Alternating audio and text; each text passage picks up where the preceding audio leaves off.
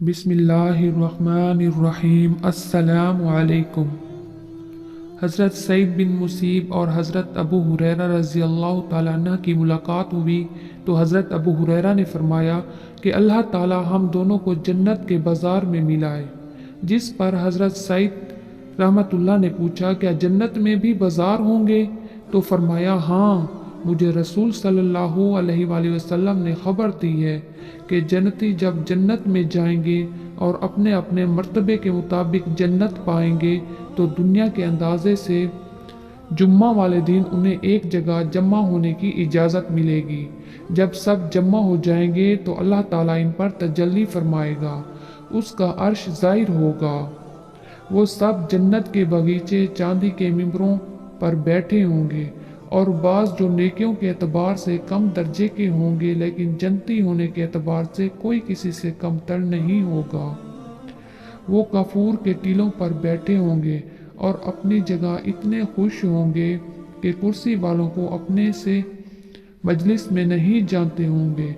हज़रत अबू हुरैरा रज़ी अल्लाह ताला अन्हु फरमाते हैं, मैंने हजूर सल्लल्लाहु अलैहि वसल्लम से पूछा कि हम अपने रब को देख पाएंगे? तो आप सल्लल्लाहु अलैहि वसल्लम ने फरमाया, हाँ हाँ, देख सकोगे। आधे दिन की सूरज और 14वीं रात के चाँद को जिस तरह साफ देखते हो उसी तरह खुदाए ताला को भी देख सकोगे। इसी मजलिस में एक से एक अल्लाह ताला बात करेगा, यहाँ तक कि किसी से फरमाएगा, याद है फ़िलाँ दिन तुमने फ़िलाँ काम मेरे खिलाफ किया था?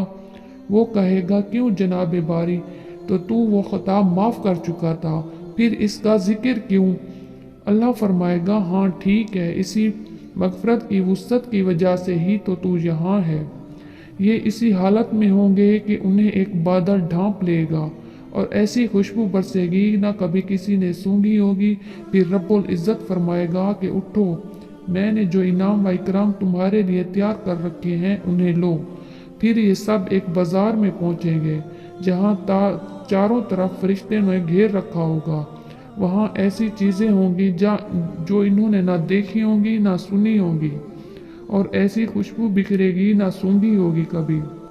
जो शख्स जो चीज़ चाहेगा वो ले लेगा, बल्कि वो उसका इनाम होगा। तमाम अहले जन्नत एक दूसरे से मुलाकात करेंगे और अल्लाह ताला का दीदार करेंगे। सुभान